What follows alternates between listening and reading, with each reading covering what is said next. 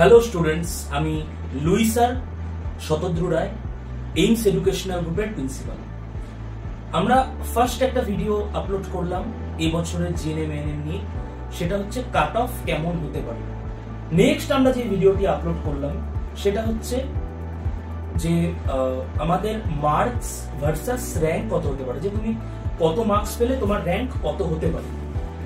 এই সেকেন্ড ভিডিওটা এবং ফার্স্ট ভিডিওটা করার পরে আমরা যেটা দেখতে পারলাম যে ছাত্রছাত্রীদের মনে অনেক ধরনের প্রশ্ন আছে, যে স্যার গত 2 বছরে এক ধরনের ছিল, এই বছরে কেন এরকম হলো।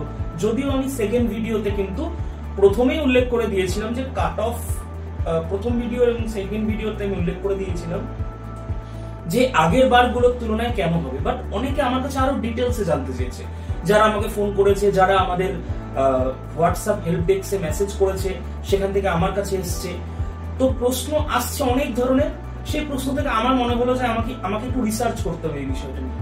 গত ভিডিওতে আমি একটা কথা বলেছিলাম যে AIMS educational group 14 years cross করছে, 15 বছর চলছে আমাদের। তো আমরা কোনো বক্তব্যই ছাত্রছাত্রীদের সামনে হঠকারী সিদ্ধান্তে রাখি না। আমাদের যে কোনো বক্তব্যের ক্ষেত্রে আমাদের কিন্তু একটা রিসার্চ থাকে। সেই রিসার্চটা অবশ্যই শুধু আমার নয়, আমি এবং আমার পাশাপাশি যারা এইমস এডুকেশনাল গ্রুপের সদস্য রয়েছে, যারা টিচিং ফ্যাকাল্টি রয়েছে, এবং অবশ্যই আমি কিন্তু একটা জিনিস সবসময় স্বীকার করি, কৃতজ্ঞতা, সেটা হচ্ছে আরো যে অনেক ইউটিউব চ্যানেল রয়েছে, অনেক বিশেষজ্ঞ রয়েছে, তাদের ভিডিওগুলো কিন্তু আমি খুব মন দিয়ে দেখি, আমার টিম খুব মন দিয়ে দেখে। তো আমি চলে আসি আসল কথায়। কিছু জিনিস, যে জিনিসগুলোর মধ্যে দিয়ে আমি এন্ডিংটা করবো, স্টার্টিংটা আমি এরকম করছি। তো আমি আমার কম্পিউটার স্ক্রিনে চলে যাচ্ছি, তোমাদের এখানে দেখতে পাচ্ছ তোমরা যে 2023 সাল কতগুলো অ্যাপ্লিকেশন জমা পড়েছিল। তো আমাদের ধারণা যে অ্যাপ্লিকেশন জমা পড়েছিল 1,40,000 থেকে 1,50,000 মাঝামাঝি, অর্থাৎ আমি যদি ধরি 1,45,000। 2024 অর্থাৎ গত বছর ম্যাক্সিমাম ফর্ম ফিল আপ হয়েছিল প্রায় 1,60,000 এর কাছাকাছি। তো আমি 1,60,000 ধরে নিচ্ছি। আর এই বছর তোমরা জানো, এই বছর অনেকেই জানে ফর্ম ফিল আপ কত হয়েছে, সেটা হচ্ছে 75 to 80,000, মানে এক্সাক্ট ফর্ম ফিল আপ। কারণ দেখো, অনেকেই দুবার ফর্ম ফিল আপ করে, অনেকে একবার ফর্ম ফিল আপ করার পরে ভুলে যায়, তারপরে আবার ফর্ম ফিল আপ করে পেমেন্ট করে। তো আমরা এক্সাক্ট এবছর ধরেছি যে 75,000 এর কাছাকাছি ফর্ম ফিল আপ হয়েছে। নাম্বার 2 পয়েন্ট, যে এক্সাম ডিফিকাল্টি। এক্সাম ডিফিকাল্টি যদি আমরা দেখি 2023 সালের ক্ষেত্রে, তাহলে কিন্তু ইজি ছিল না। সেটাতে কিরকম ছিল, মডারেট থেকে হার্ডের দিকে, অর্থাৎ হার্ড ছিল না বাট ঠিকঠাক ছিল, মানে খুব স্ট্যান্ডার্ড প্রশ্ন ছিল। 2024 এর ক্ষেত্রে প্রশ্ন একদম ইজি ছিল। আমার টিচাররাও যারা গত বছর পড়িয়েছিল তারাও বলছে যে স্যার গতবার অনেক ইজি ছিল প্রশ্নটা। আর এবছর কিছু কিছু চ্যানেল, কিছু কিছু স্যার বলেছে যে এবছরও ইজি ছিল, কিন্তু তারা কিন্তু আগের বছরের মতন বলছে না যে খুব ইজি ছিল। এবছর আমার পার্সোনালি মনে হয়েছে, এবং আমি আমার যারা স্টুডেন্টস যারা এবছর আমার এখান থেকে অফলাইনে পড়েছে, যারা অনলাইনে আমাদের কাছ থেকে দীর্ঘদিন ধরে আমার সাথে যুক্ত, তাদের সাথে যখন আমরা এই 2-3 দিন আলোচনা করলাম, আমরা দেখলাম যে কোশ্চেন পেপার কিন্তু ইজি টু মডারেট হয়েছে, মানে সোজা না, মিডিয়ামও না, অর্থাৎ দুটোর মাঝখানে ইজি টু মডারেট। তো এটা একটা কিন্তু ফ্যাক্টর হয়েছে। আরেকটা ফ্যাক্টর হচ্ছে স্টুডেন্ট কতখানি প্রিপারেশন নেওয়ার সময় পেয়েছে। আমি কিন্তু এর আগের ভিডিওতে এই কথাটি বলেছি যে এই পয়েন্টটা কিন্তু আমাদের ফ্যাক্টর থাকছে, যে এই বছর তোমরা জানো যে অনেক টাইম পেয়েছো তোমরা।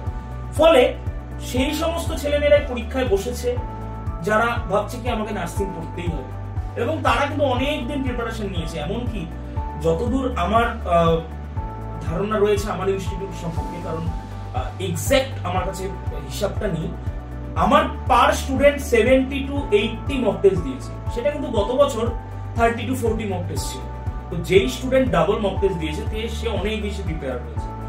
এই তিনটা জিনিসের উপর বেস করে কিন্তু অনেক কিছু এবছর পরিবর্তন হয়েছে। যেমন নাম্বার 1, কোয়ান্টিটেটিভ র্যাঙ্ক স্কেলিং, অর্থাৎ স্কেলিংটা কিভাবে হয়েছে। দেখো, গত বছর আর এবছরের যদি পরীক্ষার্থীর আমরা হিসাব করি 75,000, 1,60,000, এখানে একটা ফ্যাক্টর আসছে, যে ফ্যাক্টরটাকে আমরা বলছি স্কেলিং ফ্যাক্টর, সেটা হচ্ছে 75,000 ভাগ 1,60,000, সেটা হচ্ছে 0.46875। অর্থাৎ এবছরের র্যাঙ্ক কি হবে, গত বছরের যেই র্যাঙ্ক ছিল, ধরো কারো 4,000 র্যাঙ্ক ছিল, তাহলে এই বছরের কি র্যাঙ্ক হবে, এই অনুযায়ী, এই ফ্যাক্টরটা অনুযায়ী তাহলে গত বছরের র্যাঙ্ক হলো 4000 ইন্টু 0.4687, এটা করলে এই বছরের পরীক্ষার্থী অনুযায়ী র্যাঙ্ক হবে। অর্থাৎ দেখা যাবে র্যাঙ্কটা অনেক কমে আসছে, মানে ধরো যার 5000 ছিল তার র্যাঙ্কটা কমে হয়তো 2000 বা 2500 এর কাছাকাছি হবে।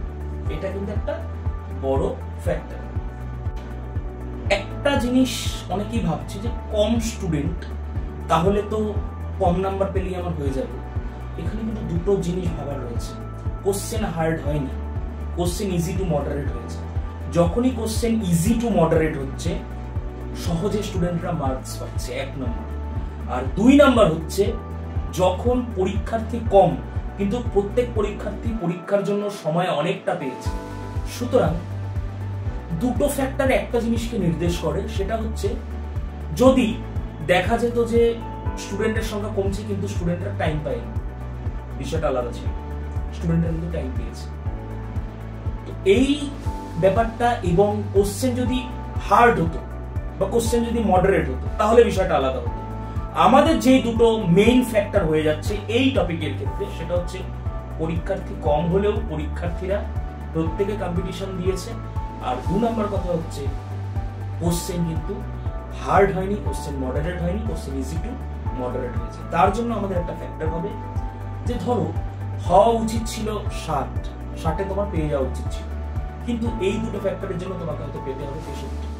অর্থাৎ কাট অফের মার্কসটা, অর্থাৎ র্যাঙ্কের বেসিসে মার্কসটা কিন্তু বেড়ে যাচ্ছে।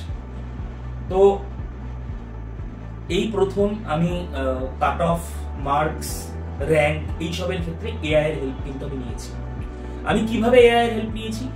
সবার প্রথমে আমি যে জিনিসটা করেছি, আমি একটু কম্পিউটার স্ক্রিনে যাচ্ছি, সেটা হচ্ছে 2024 সালে কত মার্কসে কত র্যাঙ্ক ছিল। যেমন ধরো আমি এজ এ এক্সাম্পল দিচ্ছি, তোমাদের স্ক্রিনে তোমরা দেখতে পাবে 75 যে মার্কস পেয়েছিল, কাছাকাছি বলছি কিন্তু, হ্যাঁ, তার র্যাঙ্ক ছিল 1450 এর আশপাশে। 83 যার মার্কস ছিল তার র্যাঙ্ক ছিল 650 কাছাকাছি।